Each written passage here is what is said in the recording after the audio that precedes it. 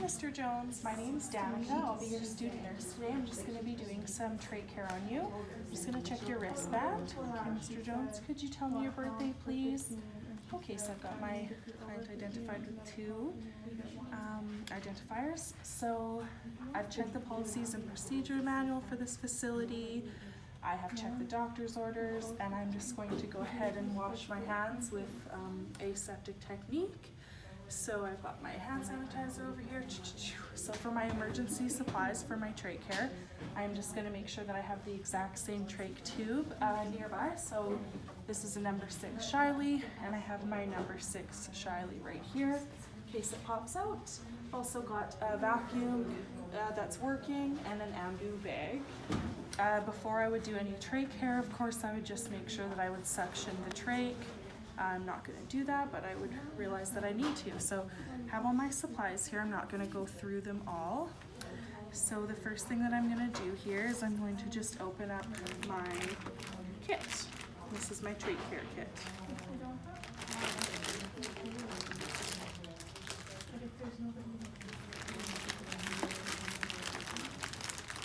Okay, just check the packaging. There's no openings or can't think of the word. Nothing wrong with it. Okay, so I'm just going to open this up away from myself. I want to make sure I don't reach across. They're using the small and the big one. She said we were probably going to have one person in here doing it. Just pull it down.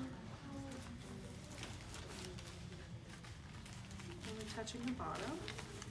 Okay, so now that I have it open, I just am going to recognize that I have a 1-inch border along where it is not sterile.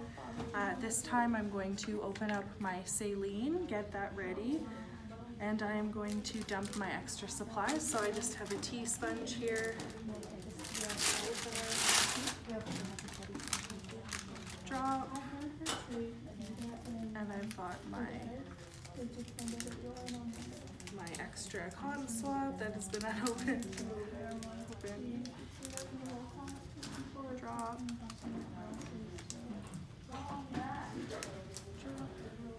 And my package Q-tips here. I'm gonna open and drop.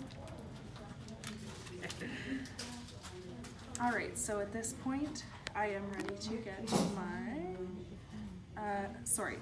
for the replacement cannula that's going to go in his trach, I'm going to get a new sterile glove open to put that one into when I'm done, so the nurse for next shift can have it.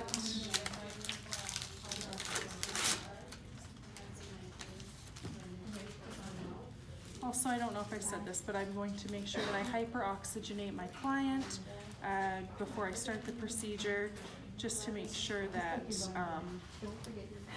depending on the secretions in the facility, and I would just crank that up to 100%, his trach tent over there. So I have this ready to go. I'm just gonna slip my cannula in when I'm done. Now I should be ready to put on my sterile gloves.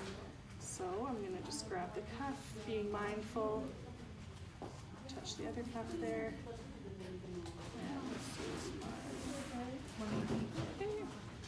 And the tweezers.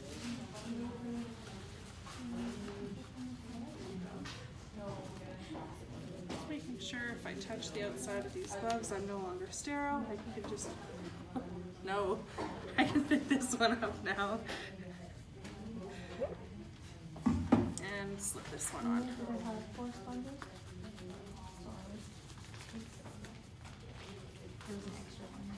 Okay, just make sure I'm not touching my own skin. So now I have my sterile gloves on. I realize that I've contaminated this area reaching over. I'm just going to remove those. So of course, I would want to maybe get a helper to drop some more Q-tips, because those ones might not be considered sterile anymore because I was reaching over. I'm going to set up my trays, and I'm going to put them over top because inside of the tray should still be sterile. even if they are on that 1-inch border, aware of contaminated.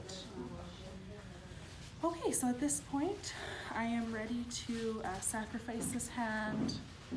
I've got my clean saline basin and my my clean and my sterile. And I'm going to leave that there. I've got a little bit of sterile saline left in there. Now I'm just going to take his oxygen off for a second. I'm going to remove the inner cannula, making sure I only touch the white part. I'm going to leave that here. And that's good for a second. And I'm going to make sure I put his replacement in. So I'm just going to make sure that I'm only touching the outside of this red cannula. That should remain pretty sterile. Okay, so he's good to go. And I'm just going to reach over here.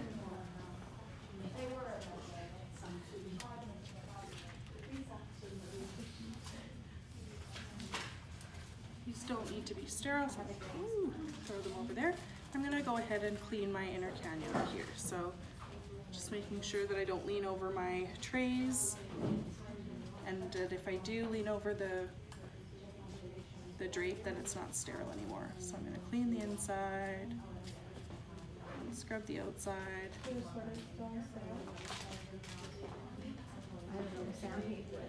Okay, so once I've got all the visible secretions off, I'm going to drop. I'm going to rinse it in the more sterile basin, and I'm going to clean with pipe cleaners. So I've fully dried. And drop.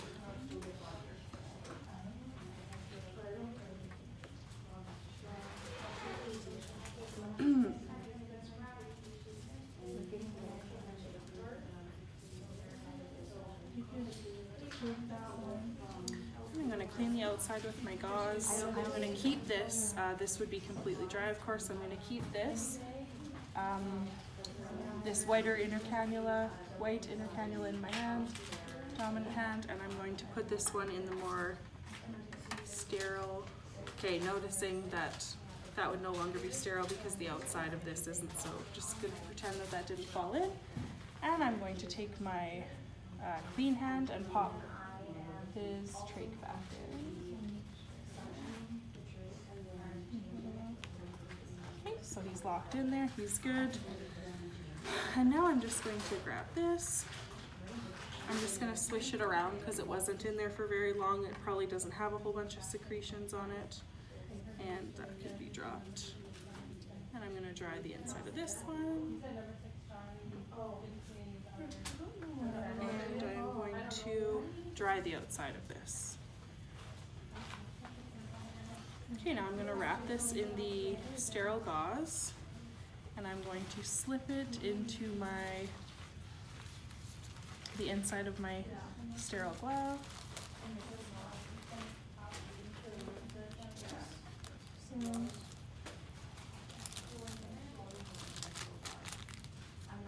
just going to pop that in there. Okay. This is going to be ready at the bedside for the next nurse that comes on. And that's going to be good.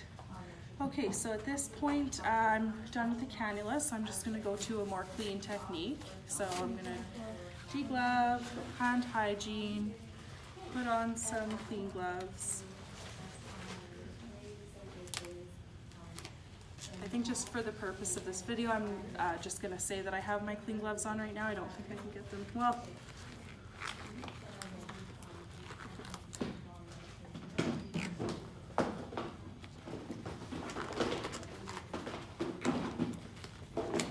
yeah, I think it would be better. I'm just going to just say that I have my clean gloves on right now. I just don't want to take up a whole bunch of time doing that.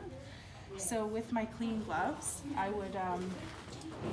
could have actually kept those sterile gloves on, taken off this dressing, and so this would be, I'd be around the stoma, I would be looking at the exudate, I'd be looking at the amount, the color, any odor, and if there's any bleeding. I would drop this, I would immediately re-glove after that, put on my clean gloves, and I'm going to go ahead and start the cleaning. So I just want to make sure that I'm touching just the very ends of my my Q-tips, keeping the tips of them sterile. And then I'm just going to lift this. I'm going to go clean, one swoop down. Got my sterile water. I'm going to go clean, 1/2 moon motion, and drop. I would probably do about 2 to 3 more times on each, on the upper and lower part of the trach there. And then for the drying, I'm just going to make sure I'm touching the top, keeping the top of this sterile, drying one motion, drop, making sure I just touch the edge, drying with one motion, and drop. So at this point, I am ready to put on my T-sponge. So I'm just going to grab my forceps here. Tips of these are still sterile. And I'm just going to make sure that I don't touch the top, the T part. I want to keep that as clean as possible. I'm just going to lift this up here. I feel like we can have more setup.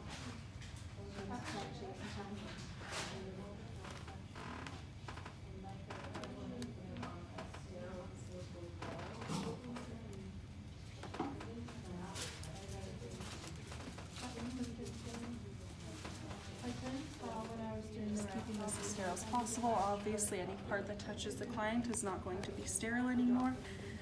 And for my last part of my demo, I'm just going to be tying his trach ties again.